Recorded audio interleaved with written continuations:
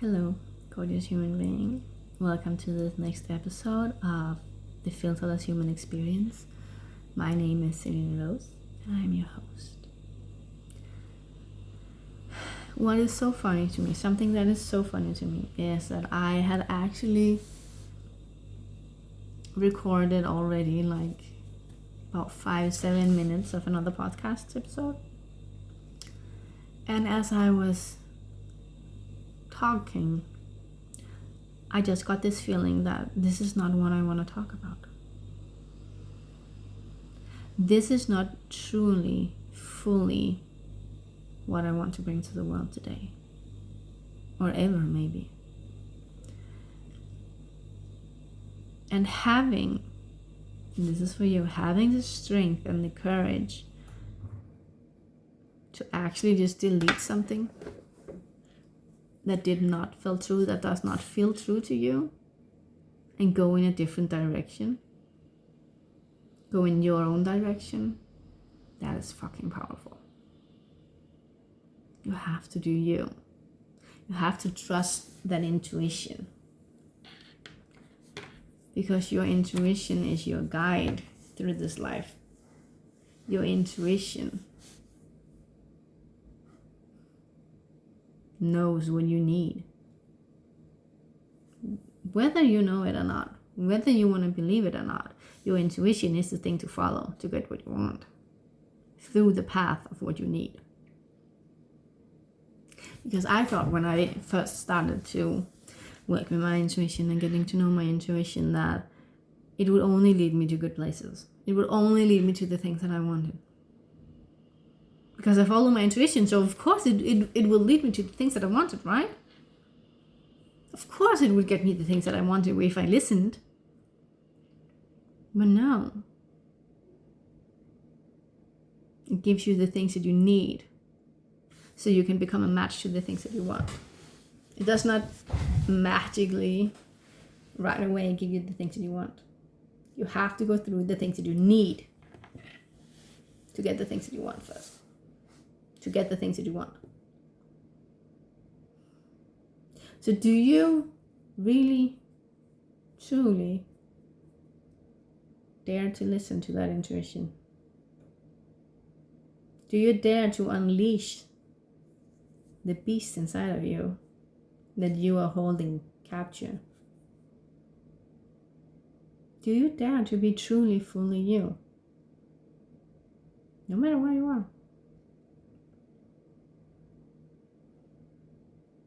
Do you?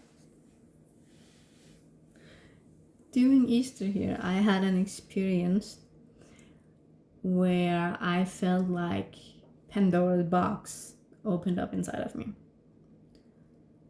I had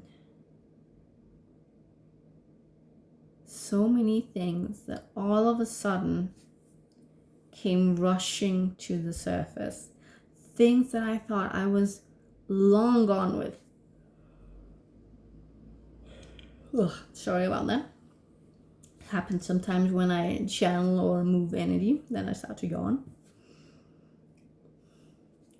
Things that I thought were long gone showed up again. And it really felt like deep down in the center of my root, Pandora's box opened up. And now this experience could have either been extremely triggering and challenging if I had chosen to try to shove it all back down. If I wanted to just shove it all down, make it shut up, make it disappear, pretend that it wasn't even there. Because we can't pretend, we can pretend that it isn't there, but it's still there. So we're still affected by it.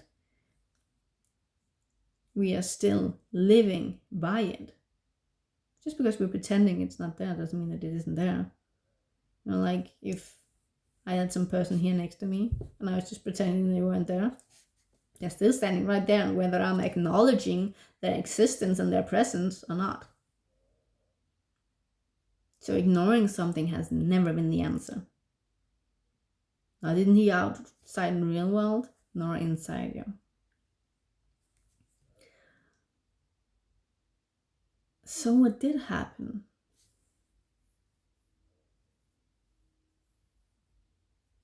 is that at first I did get immensely triggered. Like I did. I had, all the feelings, all the shit, it was there. But then as the overwhelm, and this is what happens so often and we don't realize, if we just sit with the top layer of emotions, the anger, the sadness, the frustration, the disappointment, the shame, everything of that, if we just sit with the top layer of emotions,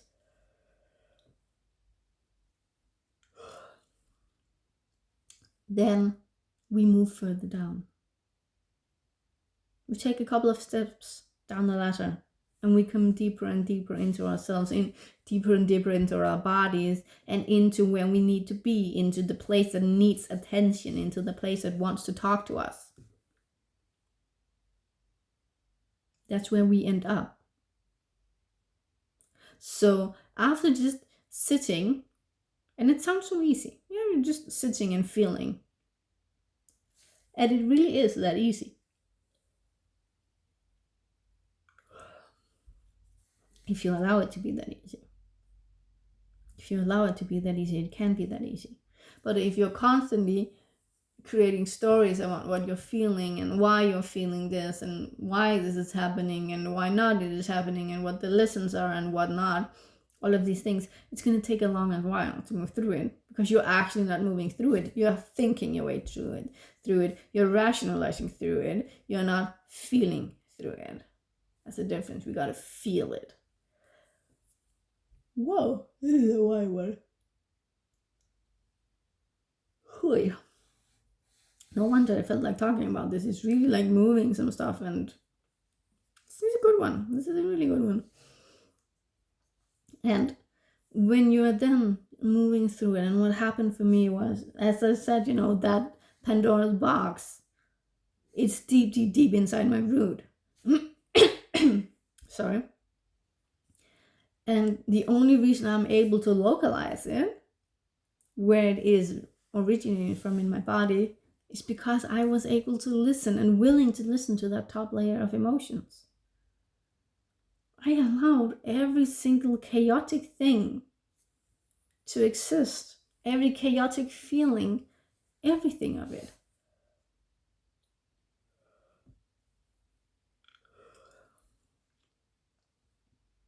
Without shame, without guilt. And when we do that, we open up to fully listen. Imagine it as like if you're having a really good conversation with someone, and they are just really there, they're just really listening.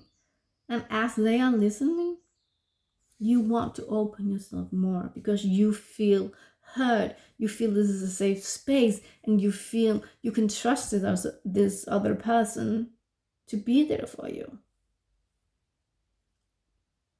That's the same thing that happens with our bodies. So I found that Pandora's box deep down in my root. And I went in it. And I just said, whatever's in here. I may not want you or love you right now, but I know that I will eventually love you. I know that I am going to learn to love you. I know that I want to learn to love you. And that is the truth. No matter how much we have been taught that we should feel ashamed of things that we feel, of things that we think, or that it isn't proper, or it isn't a good girl, or whatever. Every part of me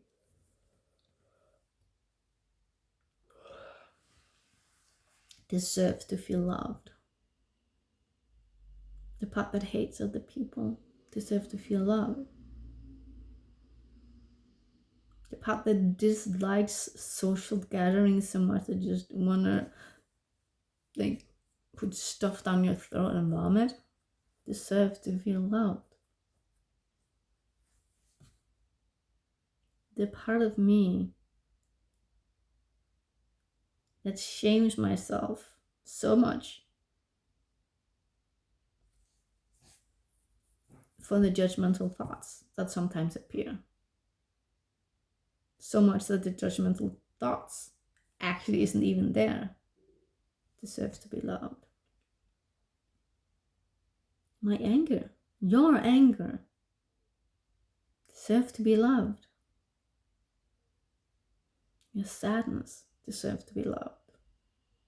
Your disappointment, your frustration, your shame, your guilt.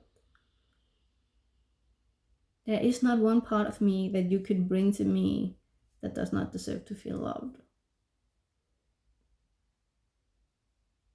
And then as soon as I said that, I got this feeling of, well, what if I want to kill someone? Does that deserve to be loved too? Yes. It does not mean, and here's a real deal with this. Because when I really first started doing this, I did not want to embrace my anger. I did not want to accept my anger. I did not want to love my anger, because I thought that it meant that I would then walk around being angry all the fucking time. That's not what it means. Loving a part of yourself and embracing a part of yourself does not mean that that part of yourself is going to be, or that part of you is going to be the main part of you. But loving that part and accepting that part, embracing and integrating that part in your life, just means that all these bridges between the different emotions, instead of there just being one bridge that then gets cramped when we go from one to another, because our essence is bigger than just one tiny bridge, we create several bridges, kind of like sutures between the emotions. So there are more room, there are more space to move between them, more pathways to move through everything. So it's not just one way done deal.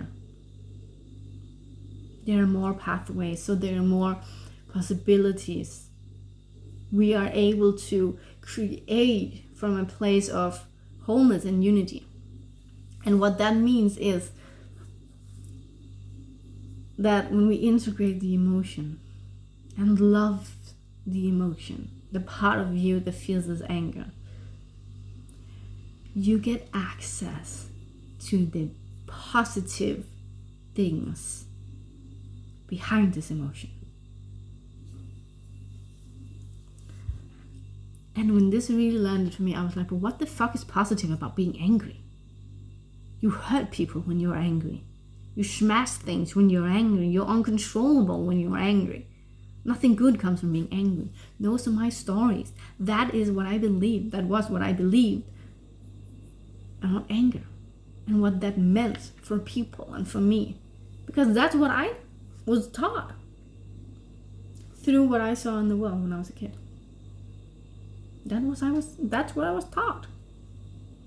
Anger hurts people. Anger smashes things, breaks relationships, it breaks physical things, it hurts people, physically and emotionally. Who would want that? But the thing that's behind anger is boundaries. It's the ability to stand up for yourself, to honor your boundaries when you need them, when they are being crossed. It's not the I'm available for this and nothing more. But it's the ability to when that boundary gets crossed, that you can say something or you can walk away. That you can take that anger and fuel it into something positive. Anger is not a negative emotion. Nor is sadness or guilt or rage. So if you go back to, well, what if I have a part that want to kill people? What could be behind that emotion? What could the positive things be around that emotion? And now we are not talking about, all the psychopaths and Dahmers and stuff like them, the ones who kill for sport or food. But just when we have that emotion, what could be behind that? What do you think could be behind that emotion? Behind that urge? What positive things, could be behind it? Because there's always something good behind it. For me, when I hear about it,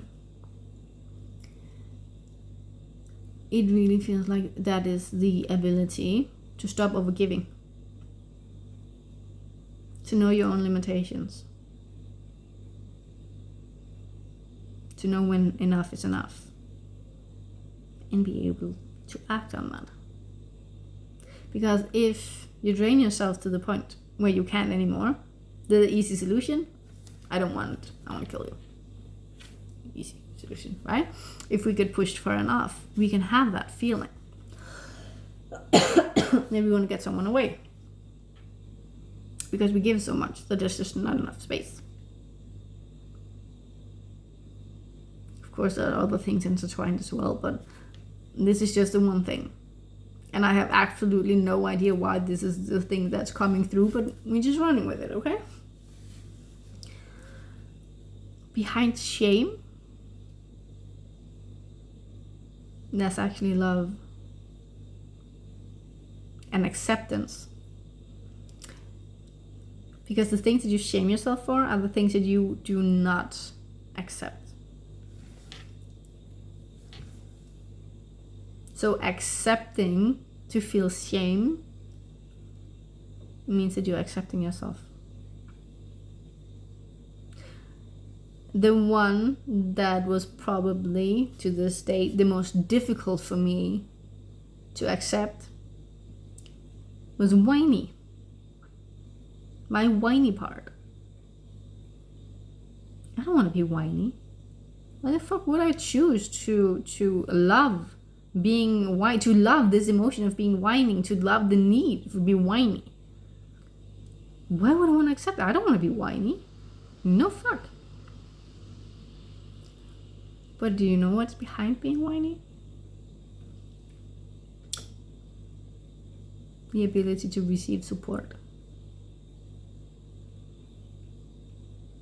The ability to receive support.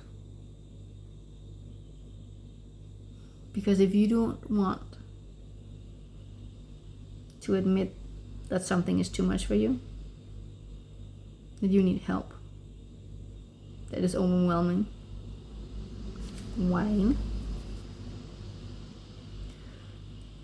then there's no support coming. Then there's not room for support. So what do you do then? You do it all on your own. But that's not fun. So behind every negative emotion is a positive outcome. Just gotta find it.